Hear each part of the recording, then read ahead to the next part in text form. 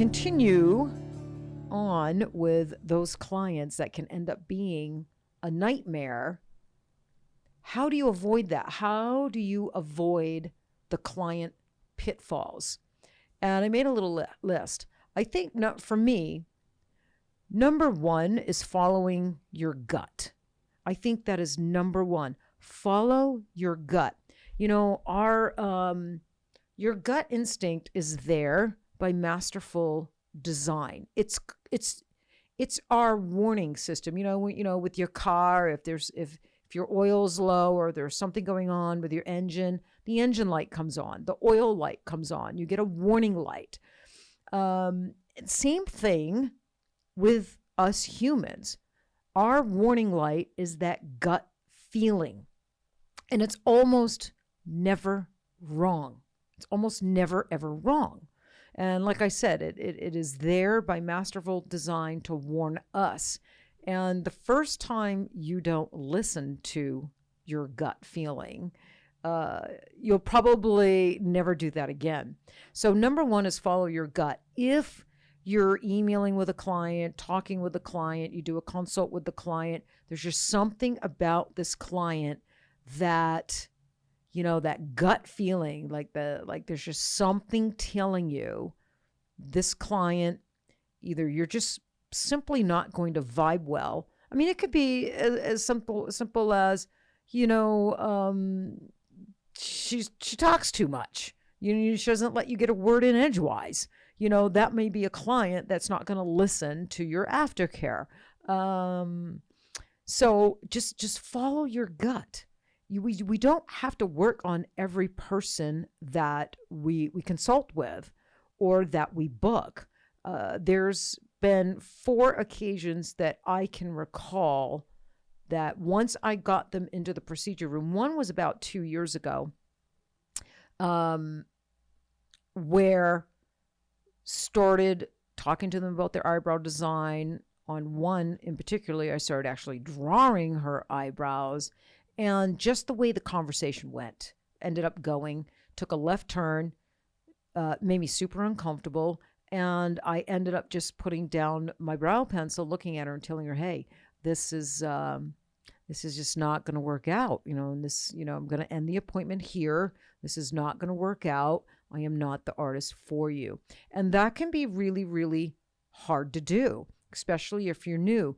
It's called developing your voice. At first, you know, setting good, strong boundaries, personal boundaries for yourself on what type of person or client you want in your space, you know, that you want to be connected to and go on a journey with. Because once you do someone's eyebrow, eyeliner, lips, areola, you're now connected to that person and you're on a journey with them.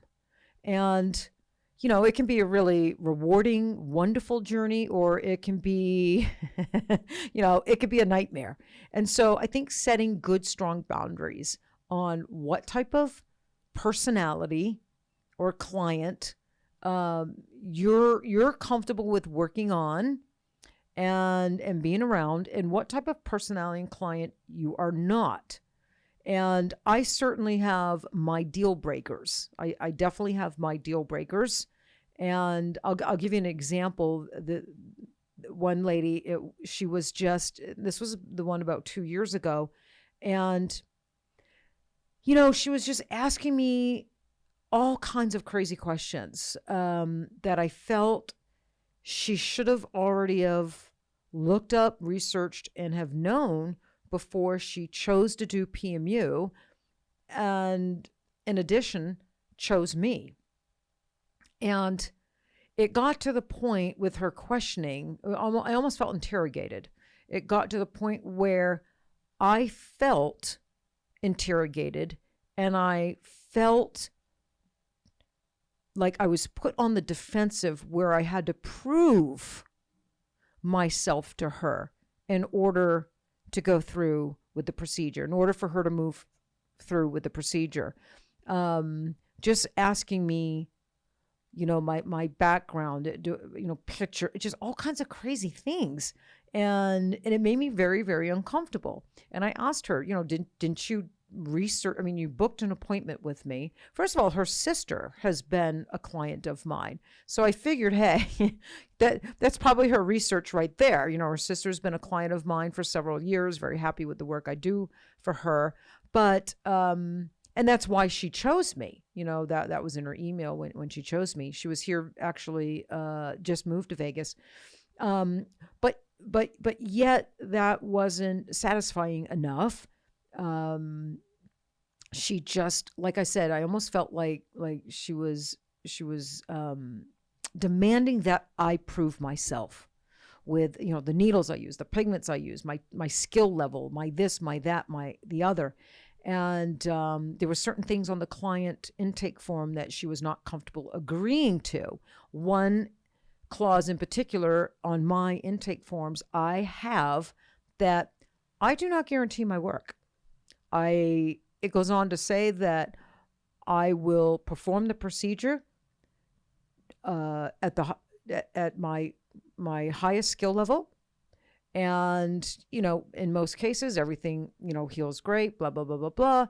But in some cases, there can be loss of color and so on and so forth. And for those reasons, I do not guarantee my work. And I think it's important to have that on there because we can't guarantee our work. We just can't. We're at the mercy of the skin.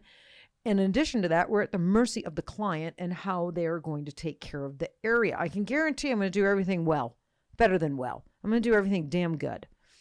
But can I guarantee it's going to heal as I want it to heal and as the client wants it to heal? No, none of us can guarantee that. And she wasn't willing to sign that. She didn't want pictures taken. It was a nightmare.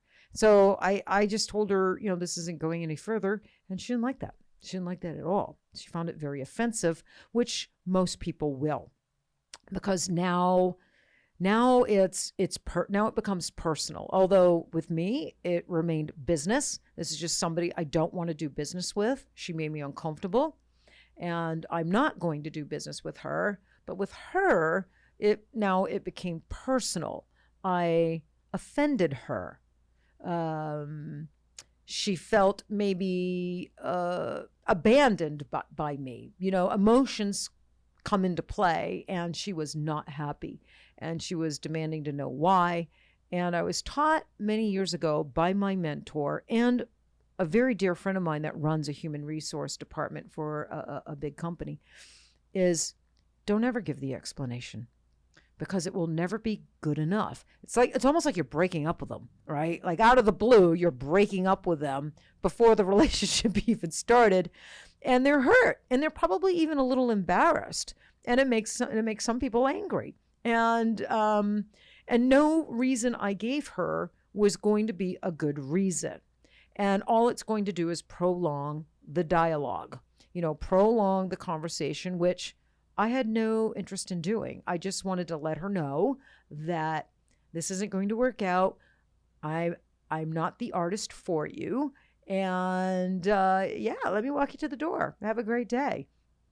And 2 or 3 times she demanded to know why, and I didn't get into why. All I kept repeating was, it's just not going to work out. I just feel I'm not the artist for you. Why? It's just not going to work out, hon, and I'm so sorry, but let me get you to that door. And, and I think that's a great way to handle it. That's the way I handled it. And I think overall, it's a great way to handle that. And I know a lot of artists would have had that gut feeling, felt the same way I felt, probably cringing that they now have to tattoo someone they feel super uncomfortable with, that's questioning everything about them as an artist and a professional, but yet they wouldn't have strong enough boundaries, or can I just say the balls or the courage to stop the appointment and decline to work on them, right? Some people just haven't developed that yet. And I want to encourage all of you to develop that. Develop that sense of gut feeling, first of all, and follow it. And develop a set of good, strong boundaries. Decide what are your deal breakers when it comes to clients. When we set out and we're dating somebody, right? When we're dating somebody and we're looking for a partner, we have deal breakers in our personal relationship. We're not going to date, someone who does drugs. Me personally, I'm not going to, I'm in Vegas. I'm not going to date somebody with a gambling problem. I'm not going to date someone with this or that or the other. I have my deal breakers in my personal relationship. And I think it's important to have these deal breakers in mind when it comes to our clients as well. And that's going to keep the nightmare clients to a minimum. It's going to keep your stress and your anxiety over clients to a minimum. And that's important because what we do is stressful enough alone. Dealing with great clients that are wonderful people that we adore can be stressful alone just over the work itself, like retention and everything healing great and, all that stuff. So on top of that, having to deal with clients that are, annoying, cranky. Sometimes they even will threaten you a little bit. They're a little passive aggressive. Things like that. I just don't want that around me. I spent my first few years with no boundaries. And probably the biggest reason is, one, I needed the money. I was a young, broke artist. So a lot of times we will put up with things from clients because we're just building our practice and we need the income. So I get it. But believe me, I was that young, broke artist that worked on a lot of clients that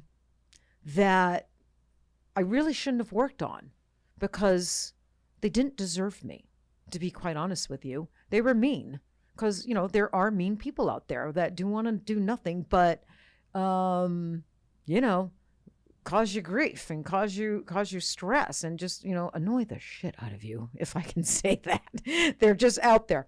But I think for me personally, 90% of my clients are just wonderful. I really do. I'm very lucky. And I think most of us can say that. Most of us can honestly say that we just have the most wonderful clients and we enjoy them. But, out there in society are people that are not happy. They're just not happy with themselves or their own clients. And that tends to follow them into our procedure rooms. And then that can actually end up, really causing a lot of issues for us. So follow your gut and set good, strong boundaries.